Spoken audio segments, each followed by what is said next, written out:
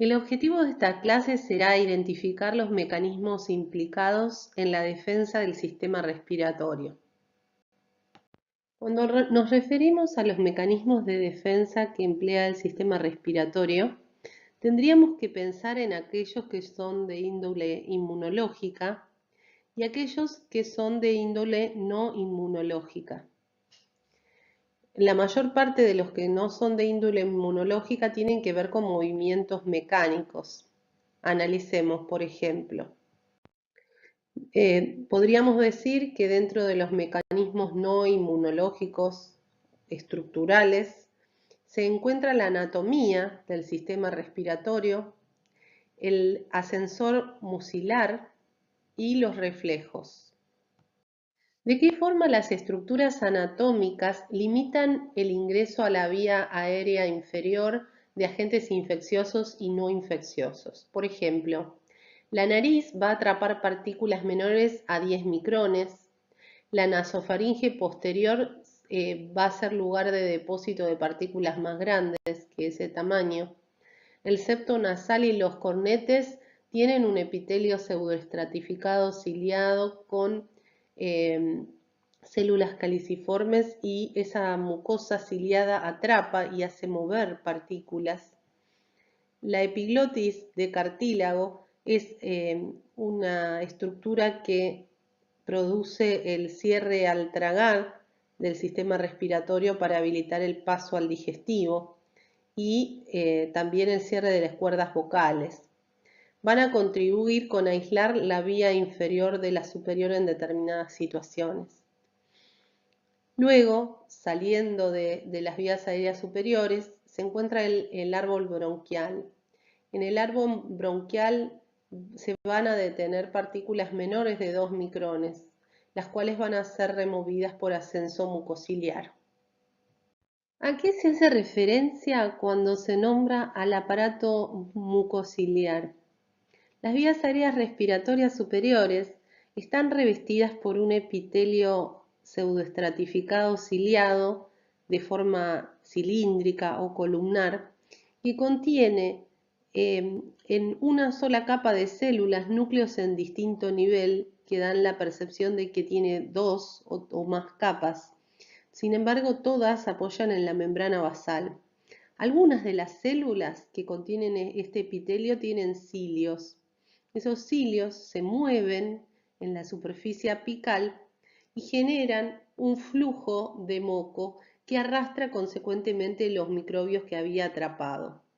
A su vez, ese moco es producido por células que están alternadas entre las columnares ciliadas, denominadas células caliciformes.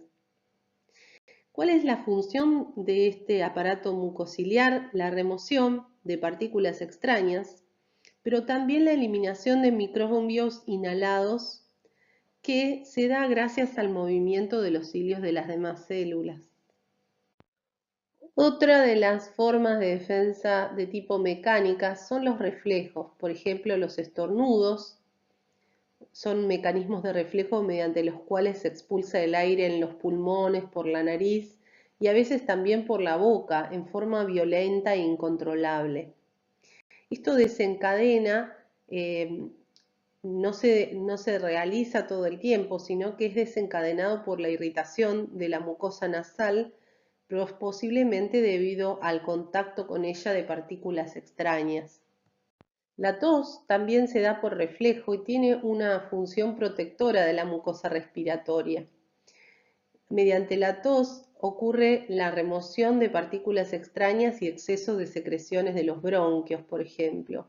Todas las secreciones de partículas causantes de la estimulación de los receptores son arrastradas por una corriente aérea y llevadas hasta la glotis, donde son exhalados, expectorados o eventualmente deglutidos. Dentro de los mecanismos de inmunidad innata vamos a tener tanto factores humorales como celulares. Esta inmunidad innata utiliza las proteínas que son receptores celulares de superficie y estas reconocen las estructuras de los carbohidratos. Va a combatir la infección en las primeras fases, entre el primero y el quinto día. En esta inmunidad innata están involucrados los macrófagos alveolares, las células natural killer, el sistema de complemento, el líquido sufractante en el pulmón secretado por los neumonocitos y opsporinas inespecíficas.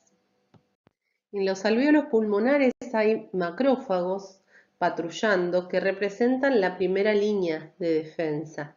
Liberan interferón alfa o gamma para aumentar la actividad microbicida. Emplean como receptores de superficie la manosa de levaduras y microbacterias y el LPS de bacterias gram negativas.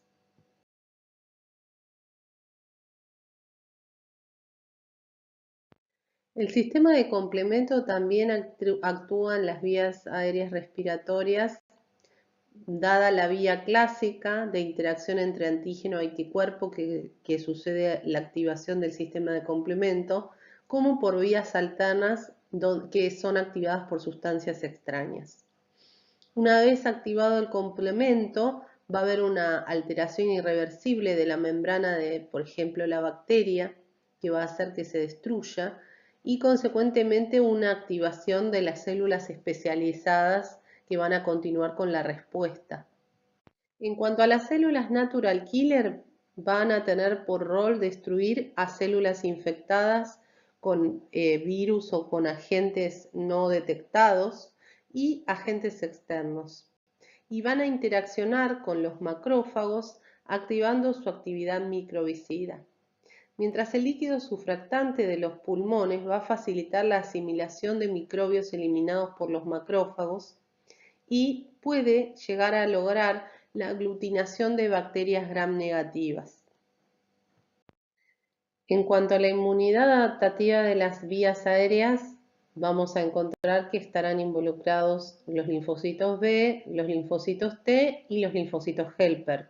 Por supuesto, los linfocitos helper van a promover la eliminación intracelular de microbios para los macrófagos y también la producción de anticuerpos por los linfocitos B, tanto como la expansión de los clones de T citotóxicos hallados en las vías aéreas. Cuando analizamos la inmunidad humoral, la inmunoglobulina G es la principal clase de anticuerpo en el tracto respiratorio inferior. También podemos encontrar IgA secretoria e IgM. En términos generales, la inmunidad humoral a través de anticuerpos en las vías aéreas va a generar la precipitación, aglutinación, opsonización y citólisis con la fijación del complemento. Por último, dentro de los mecanismos están los mecánicos. El diseño anatómico de la caja torácica protege a los pulmones y en conjunto con la musculatura pertinente le da soporte a la realización de la ventilación pulmonar. Dentro de los mecanismos mecánicos también podemos citar los filtros. Por ejemplo, la nariz, que al entrar el aire, este aire va a sufrir varias modificaciones, va a humectarse, va a haber alteraciones en su temperatura y va a filtrar por las vibrisas. En la faringe, las partículas van a impactar sobre la mucosa y van a quedar retenidas. Y si la respiración es bucal, las partículas van a ser retenidas por la tráquea y por los bronquios. Eso va a detener el descenso de partículas o de microorganismos a las vías aéreas inferiores.